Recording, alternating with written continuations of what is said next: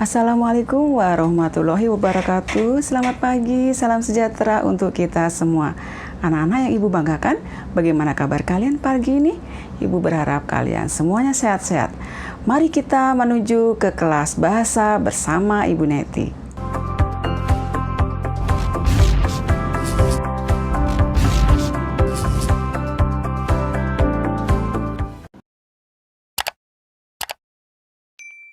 Kali ini kita akan belajar tentang materi teks eksposisi yang ada di kelas 10 SMA atau SMK. Sudah pasti kita akan membahas pengertian terlebih dahulu. Pengertian teks eksposisi ialah teks yang bersifat memaparkan atau menjelaskan suatu informasi. Kalian bisa singkat menjadi teks yang berisi penjelasan. Setelah pengertian, kita harus juga belajar tentang ciri-ciri teks eksposisi. Ciri-cirinya ada 4. Yang pertama, bersifat non-fiksi atau ilmiah. Karena teks eksposisi adalah sebuah karangan atau paragraf yang mengandung informasi atau pengetahuan yang mencoba digambarkan dalam bentuk yang padat, singkat, dan jelas, paragraf eksposisi harus bersifat ilmiah, atau bisa dikatakan sebagai pernyataan yang bersifat non-fiksi. Itulah maksud dari ciri yang pertama. Yang kedua, bertujuan menjelaskan. Coba kita ingat lagi pengertian teks eksposisi. Teks eksposisi adalah karangan yang berisi penjelasan.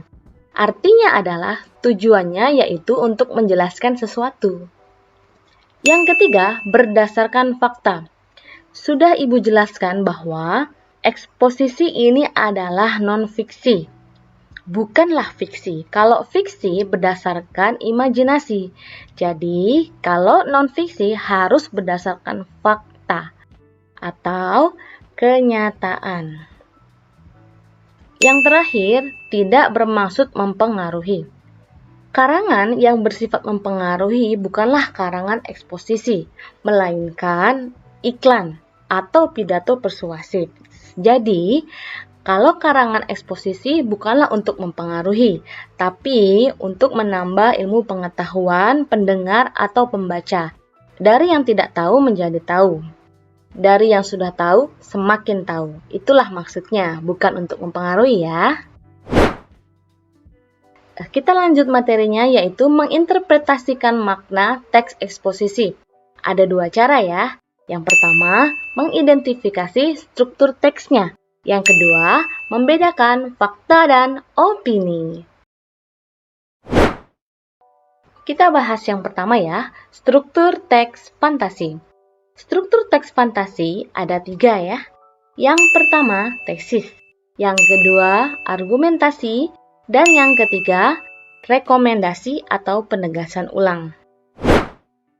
Tesis adalah bagian pembuka dalam teks eksposisi. Bagian ini juga merupakan gagasan utama mengenai suatu permasalahan berdasarkan fakta yang ada. Struktur yang kedua yaitu argumentasi. Argumentasi ialah unsur penjelas untuk mendukung tesis yang disampaikan. Bagian ini sudah pasti berisi penjelasan-penjelasan secara detail mengenai pernyataan pendapat serta juga mengungkapkan fakta sebagai penjelasan argumen dari sang penulis. Yang terakhir, strukturnya ialah penegasan ulang atau rekomendasi. Struktur ini berisi simpulan dari argumentasi.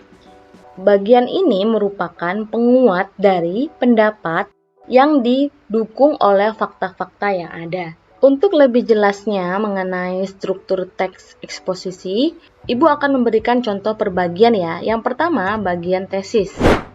Salah satu hal yang paling fundamental dalam menjaga kesehatan tubuh adalah meminum air putih. Sebab banyak manfaat yang diperoleh untuk tubuh. Meminum air putih sanggup membersihkan segala bentuk toksin dari tubuh. serta memberikan nutrisi penting ke dalam sel-sel tubuh. Dengan begini, pencernaan terbantu dan tubuh terjaga dari dehidrasi. Rata-rata sebanyak 8 gelas air dibutuhkan tubuh perharinya. Tidak hanya sanggup membersihkan tubuh dari unsur-unsur kontaminan, air juga sanggup mengisi tubuh tanpa menambah kalori. Menjaga keseimbangan minum air setelah makan akan membantu dalam proses penurunan badan lebih cepat. Selain itu, minum air putih tiap hari dapat meningkatkan fungsi ginjal. Pada hal ini, ginjal membantu pencernaan dan mempercepat cara tubuh memproses makanan serta metabolisme tubuh. Pada bagian penegasan ulang, contohnya ialah membuat target minuman air putih sebanyak 8 hari secara rutin adalah sebuah keharusan, sebab banyak manfaat yang terkandung di dalamnya. Selalu bawa air saat mengendarai mobil, menonton televisi, meringkuk dengan buku, atau duduk di luar bersama rekan atau kerabat. Dengan begitu, air putih akan terasa banyak manfaatnya di dalam hidup. Selanjutnya, cara menginterpretasi makna dalam teks eksposisi ialah mencari fakta dan opininya. Ciri-ciri fakta ialah nomor 1, berisi fakta yang kebenarannya dapat diuji. Yang kedua, berisi informasi atau data yang akurat. Yang ketiga, bersifat objektif. Dan yang keempat, biasanya disertai data dan angka. Kemudian, ciri-ciri opini. Tidak dapat atau belum dapat dibuktikan kebenarannya. Bersifat subjektif, didasarkan pendapat pribadi, berisi tanggapan penulis, dan yang terakhir, menunjukkan peristiwa yang belum pasti terjadi. Contoh fakta. Yang pertama, telah terjadi banjir di Jakarta Utara yang menyebabkan korban tewas sebanyak 14 orang. Tadi malam, Liverpool berhasil menang 2-0 atas Chelsea lewat gol yang dicetak oleh Steven Gerrard dan Luis Suarez. Sedangkan contoh opini ialah ketoprak adalah makanan paling enak di Indonesia.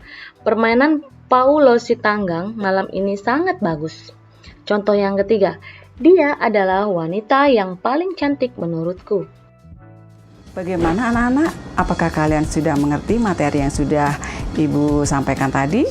Baiklah, kalau kamu belum paham, kalian bisa menghubungi Ibu lewat Google Classroom atau WA Group. Baiklah, kita akhiri pelajaran pada hari ini. Selamat pagi.